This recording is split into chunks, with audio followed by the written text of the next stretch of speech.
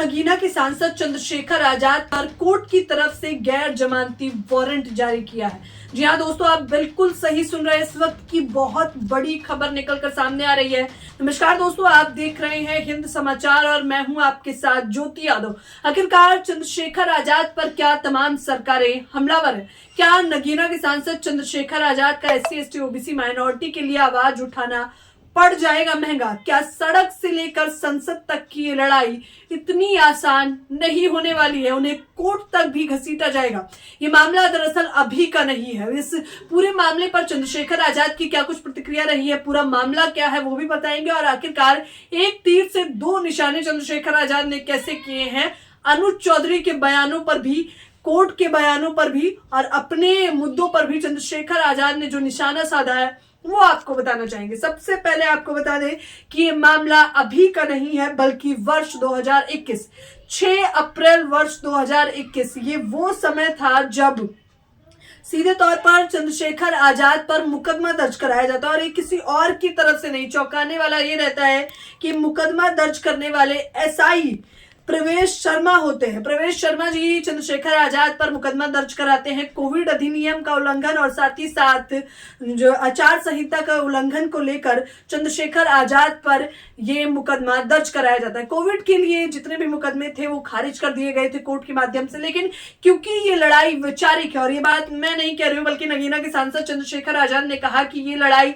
वैचारिक है, इसलिए मुझे जानबूझकर इस पूरे लपेटे में लिया जा रहा है। ये मामला इतना बड़ा नहीं था। आचार संहिता का उल्लंघन, SI प्रवेश शर्मा का सीधे तौर पर कहना है कि इसको जो है चंद्रशेखर आजाद को रोका गया, बावजूद इसके वो हाईवे पर न केवल भीड़ इकट्ठा कर देते हैं बल्कि तमाम लोग उनके समर्थन में उतर जाते हैं, जिससे वो आचार संहिता का उल्लंघन करते हैं। मुझे पता है कि ये मामला कितना बड़ा है और आपको मुझसे बेहतर तरीके से पता होगा। खैर, इस पूरे मामले पर कोर्ट ही निर्धारित करेगा। लेकिन इससे कुछ दिन पहले ही चंद्रशेखर आजाद को मुजफ्फरनगर कोर्ट में पेश होने के लिए कहा गया था। सबसे जरूरी बात जो मैं आपको बताना चाहूंगी, चंद्रशेखर आजाद ने अनुज चौधरी के लिए जो कही है वो हम आपको बता दें।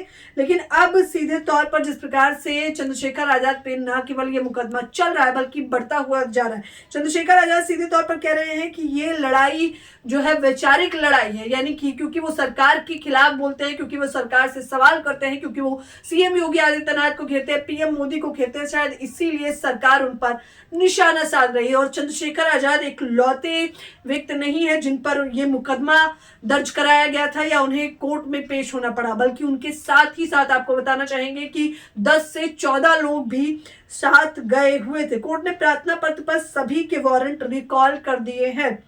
उन्होंने कोर्ट में प्रार्थना पत्र देते हुए कहा कि कोविड अधिनियम के मुकदमे खारिज करने के आदेश प्रशासन द्वारा दिए गए थे, लेकिन क्योंकि ये लड़ाई वैचारिक है इस वजह से जानबूझ के इस पूरे मामले को बढ़ाया जा रहा है। सिर्फ यही नहीं, नगीना के सांसद चंद्रशेखर आजाद ने एक बार फिर से अनुज चौधरी पे क्या कुछ कहा। उन्होंने कहा कि अनुज चौधरी को इस प्रकार के बयानों को देते हुए बचना चाहिए, क्योंकि कब आपको दूध से मक्खी समझकर फेंक दिया जाएगा आपको पता भी नहीं चलेगा। यानी कि अनुज चौधरी को चंद्रशेखर आजाद ने मक्खी कहा है। उन्होंने बताया है कि सरकार जो होती है सत्ता में वो केवल आपका राजनीतिक फायदा उठाती है, उससे ज्यादा कुछ भी नहीं। सरकार आती है, बदलती है, लेकिन आप एक प्रशासनिक व्यक्ति हैं, आपको अपनी शब्दों की मर्यादा बनाए रखना चाहिए। सिर्फ यही नहीं, जो है चंद्रशेखर आजाद जब कोर्ट से बाहर निकलते हैं, हालांकि क्योंकि आपको बता दें कि सोमवार को उनकी पेशी थी, कोर्ट से वो बाहर निकले। अब पूरी जो मामला है वो 29 मार्च के लिए टाल दिया गया है। लेकिन कोर्ट से निकलते हैं चंद्रशेखर आजाद दलित, पिछड़े और शोषित की लड़ाई लड़ने वाले मान्यवर काशीराम को भारत रत्न दिए जाने की भी मांग कर लेते हैं। यानी कि भले ही वारंट जारी कर दिया गया हो चंद्रशेखर के लिए, लेकिन वो इससे डरने वाले नहीं है। उन्होंने बता दिया है कि ये षड्यंत्र है, उससे ज्यादा कुछ नहीं। चंद्रशेखर आजाद की इस प्रकार से मुश्किलें बढ़ने पर आप लोग क्या कुछ प्रतिक्रियाएं हैं, हमें कमेंट बॉक्स में